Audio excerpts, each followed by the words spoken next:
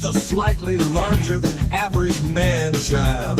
Living in a hammock, I crochet myself behind the dumpster of a defunct Arby, just east of the miniature golf course shaped like Ernest Borgnine, if you know the place. Anyway, life was okay except for one small thing. Every Tuesday at exactly 4:17 a.m. Mr. Flibber, a retired narcoleptic go-birder, would fire up his 200-piece didgeridoo orchestra while covered in marmalade and yodeling Swedish sea shanties, which, believe it or not, isn't as relaxing as it sounds. So one day I says to him, "Hey, Flibber, can you maybe not summon the ghost of Björn Borg this early?" And he just stared at me with those googly eyes like a fish in a tanning bed and said, "Go fish!" Which, made no sense at all. But then he challenged me to a thumb war. And 72 hours later, I emerged victorious, updated spirit intact. That's when I realized I needed a change, a fresh start, a new lease on life, or at least a working classroom. And so I did what anyone in my position would do.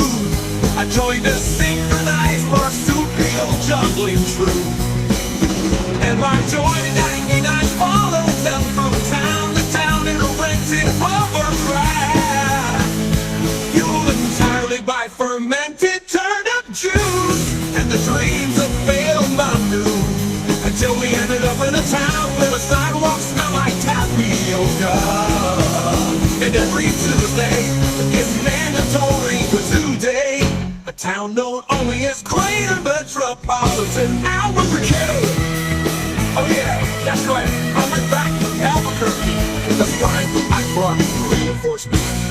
I showed up wearing fez and kilts with rubber chicken in one hand, and a 1994 taxidermy iguana in the other named Steve, and Steve was angry. I walked into the same old Holiday Inn where the towels are still fluffy, but now they glow in the dark, and the vending machines dispense either Funyuns or questionable life advice, depending on the weather.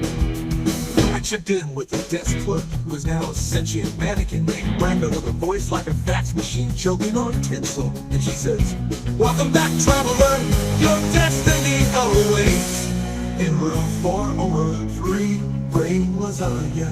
And I just knew this was gonna be big.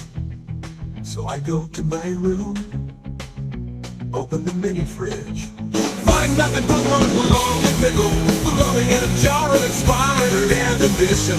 I need a zero. We bond instantly, and together share an eyeful of land to retrieve my long-lost snorkel. I'm still held hostage by the one nostril freak with a flock of seagulls too. But first, we needed energy, so I went to the donut shop again. Different location, same vibe, same guy behind the counter, only now he had a monocle and a tattoo of the Arthur on his neck. I say, "You got any donuts this time?" He says, "All we got is existential dread and a lightly toasted bagel." So I take the bagel, and as I bite into it, bam, flashback. Suddenly I'm in a karate dojo run by sentient roommates, learning the ancient art of interpretive combat dancing, mastered only by 3 living people and 1 alpaca.